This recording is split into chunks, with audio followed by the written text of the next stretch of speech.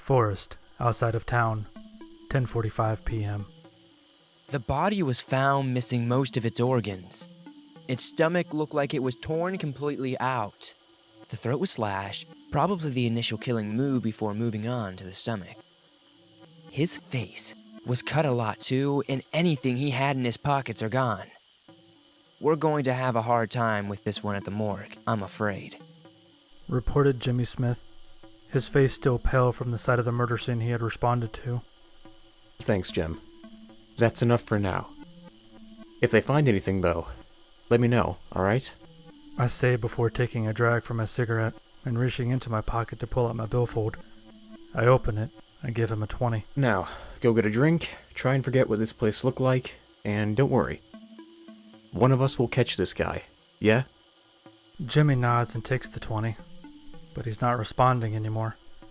I pat him on the shoulder reassuringly. He's a good man and helpful to a private eye like myself. Hard to come by an officer who's willing to talk to me still. He saunters off and I turn and head into the woods towards the road where my car and partner are waiting. Upon arriving at the car, I look past it, the road, and down the hill at the shining city below. Lots of cities have dark underbellies, some with sex trafficking, others drugs, but here in the city of Iron Heights, high up in the mountains, here, there be monsters. I should know. I am one of them, as is my partner. Vampires, werewolves, skinwalkers, Bigfoot. Hell, we even have a resident snake woman. What are they called? Nagas. Something like that. Can you believe that the only things keeping these monsters from killing everyone else is the fact that it would be utterly stupid, and that my partner and I are the only ones going around reminding everyone? Will you put that out and get in the damn car? Growled my partner, a werewolf named Jersey. Yeah. Sorry. I sigh, dropping the half-smoked cigarette to the ground and stepping on it with my heel. Old habits die hard. I say with a sharp, toothy grin as I open the door to our beat-up Oldsmobile and slide in. I'm a vampire, if you haven't guessed. Well, more of a thrall, really. I wasn't born a vampire, but was instead turned, and as such I got some similar traits like heightened senses, thirst for blood, and the inability to die of old age.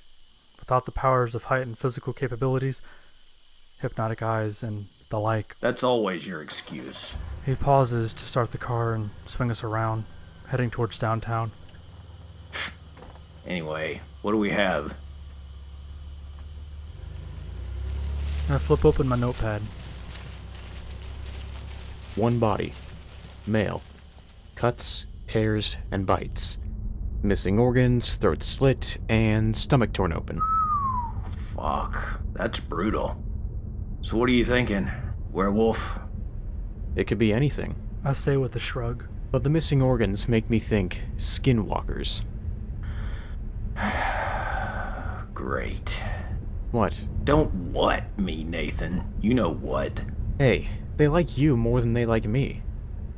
It's natural you should go. Besides, while you do that, I can head to the morgue and see if they've started on our John Doe. They don't like me because I can do what they can do without the practice. And the only reason they don't like you more is because you're a racist. I am not a racist. You literally told a group of skinwalkers that they might have an easier time if they could lay off the firewater. Oh, come on. I didn't mean to be insensitive there. I even apologized. Look, you weren't there, alright? There were humans everywhere. I just meant if monsters could overcome our base natures, it'd be a lot easier for everyone. I was trying to be discreet. I misspoke. Badly, I admit. But I'm not racist. I say grumpily, rolling down the window as we hit downtown. God damn it, Nathan, roll it up. You know I got a sensitive nose, especially with the moon being full in the next night or two. Why don't we break and have something to eat? Game plan. Then I can have a smoke. We can go to Betsy's. Jersey growls, ignoring the question until I finally sigh and roll up the window. We drive in silence, keeping an eye on the streets, and keeping an eye out for the normal troublemakers.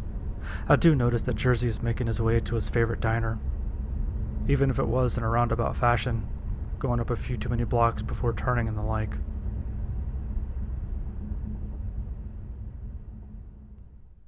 Betsy's Diner, 11:20 p.m. Order me the usual. I tell him before lighting a cigarette when we finally park at the diner 10 minutes later.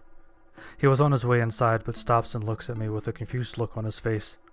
I just nod and Jersey reclaims his composure, grunts, and makes his way into the diner before the smoke can reach his sensitive nose. Taking a drag, I look to the street where people walk up the block towards downtown, where the city's nightlife starts for the ignorant masses of humankind. I toss my smoke and head inside, quickly locating Jersey, who sat at a table that had half booth and half chair seating. He took the chair, and sitting down he was still up to my chin as I walked around him to sit in the booth. He was drinking black coffee, and grunted at me as I sat down. Everything alright? Yeah, I got our order in. You're grumpier than usual. I say knowingly full well that bringing up anything about him right now would just raise his ire. Still, I press on it. Like, even more so than the nights before a full moon. Huh. While we were up in the mountains, while I was waiting for you, I just had a bad feeling. Like something wasn't right. It's still bugging me. The whole thing seems off to me too. And when you talk to our informants, we should go back up and take a look around. Jersey's face flashes with concern for a minute. He almost looks spooked, but then he turns his head, a glower resting on his face, and he gives a grunt and nods. I grin and rest against the booth's padding, closing my eyes for a minute and just relaxing against the cool pleather. Wake up. Comes the voice of our waitress, and my eyes blink open. I didn't realize I had slipped into a doze and missed our waitress, Beth, sneak up on me. If I didn't know any better, she was some kind of monster herself.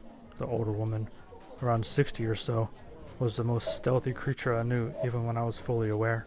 Oh, sorry, Beth. Need some coffee? I got some more of that black mud Jersey here likes so much. No, I'll be fine. Enjoy your food. She says simply without any concern or care, before turning and walking away. I look down and grin at the plate of spaghetti and meatballs with extra garlic. Across from me, Jersey's eating a burger of some kind, cooked rare, a pool of red blood and grease forming around the bottom bun. So, the usual. What are you worried about? He's indicating the heavy garlic. As a thrall, I don't have a reversion to the smell of garlic, though vampires do. Enough garlic would drive a vampire to cross the street in order to avoid you. There's some new vamp gang that hangs around the area, according to Jimmy. I don't want to take any chances. Any word on who they are? Jersey asks, setting down his soggy burger and grabbing a handful of fries. Not yet. But they don't seem to be biters. Just some punks. Probably thralls like myself. I say as I spin my fork in the noodles, watching the garlic intertwine before taking a bite. Just trying to be careful. Jersey chuckles and shakes his head, grabbing his burger again.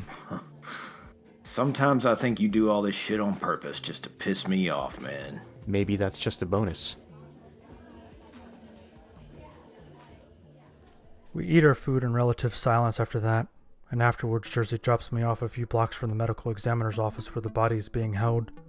He was going to head home and get some sleep before tracking down our informants tomorrow, and I'll sleep the day away.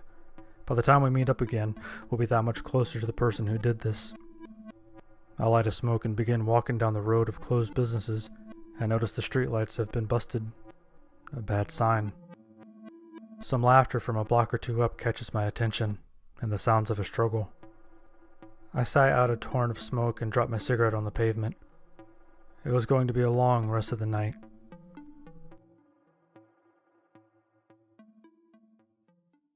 Iron Heights City Park, 2:30 a.m. She was a pretty little thing he had noticed once or twice jogging through the park late at night. Self-conscious thing she was, didn't want others to see her exercise. He saw her, though, and now he felt emboldened enough to talk to her. After the events of last night, he felt unstoppable. She screamed when he stepped out of the shadows beside her while she was taking a breather. When he apologized and got her calm, he began to tell her about watching her, which made her nervous and offended. She called him names and turned to run away when he leapt upon her. That was almost 2 hours ago. He was now wiping blood from a serrated knife, grinning down at the mutilated body below him. He had been worried about someone coming upon them, but some kind of luck allowed him to do his dirty work uninterrupted. Beside her was several different sized Ziploc bags, each one with a separate organ. He sheathed his knife, grabbed his Ziplocs, and saluted the very dead woman as he walked back into the shadows and away from the murder scene. In the distance, He heard chanting in what sounded like one of those wooden rattles Native Americans used, but when he came to the spot where the sound should have been, the music stopped, and no one was around.